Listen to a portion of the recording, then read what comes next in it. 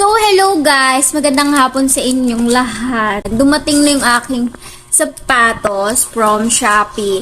By the way, kakaalis ko lang nitong plastic. And ayan, i-unboxing natin siya. Titingnan natin yung quality ng sapatos.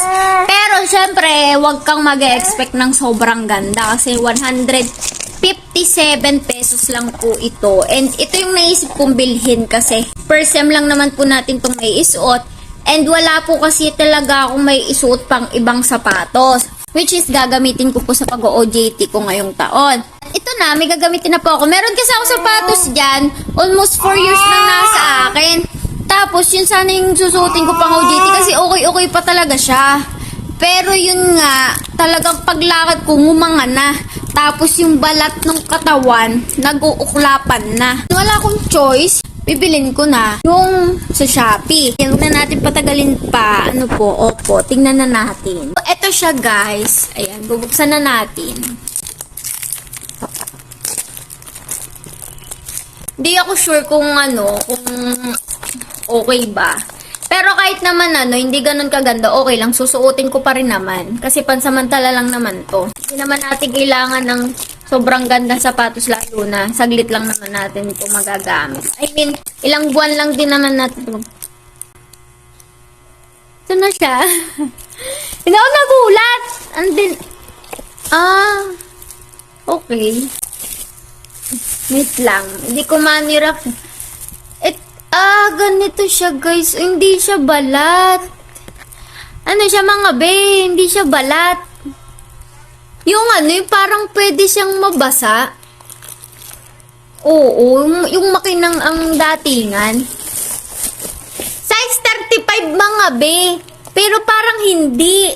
Parang ang laki. Gantong-ganto din kasi design nung sapatos ko nag-uklapan. Pero balat naman siya. Papakita ko sa inyo yung sapatos na sira. Ayan siya mga be.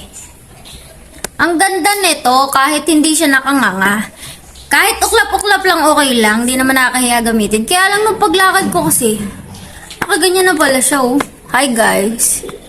So ayan, sayang, almost 4 years din tong tumagal sa akin. Ito namang isa, panganga na din siya. Malapit na din siya bumigay. Ano? 4 years as in, since first year college, hanggang ngayong 4th year college na ako. Ito talaga gamit ko. And yan yung naisip kong bilhin talaga. And ngayon, yung binili ko naman ngayon, which is same na same sila. Ito siya. 157 ko lang to nakuha. Kasama na dun yung free shipping. Tapos, ayan. Hindi siya balat mga be. Pwede siya mabasa. Yung isa hindi, kasi balat to. Kaya hindi siya pwede mabasa. Oh. Tapos, kaya ito nabili ko kasi same na same sila ng design. O, diba? Wala pinag-iba. Papakita ko siya sa inyo kung gaano siya kaganda sa paa. Ito siya pagsuot. Ayan. Ang ganda niya sa paa, mga be. Size 35 yan. And saktong-sakto lang talaga siya sa paa ko. Sarap niyang gamitin at isuot. Ito naman yung sira ko na 4 na taon tumagal sa akin. Masarap din siya sa paa, pero pinagkaibangan nila is balat to. And ayun, same na same lang sila ng design, oh. Diba? Sayang, pero wala.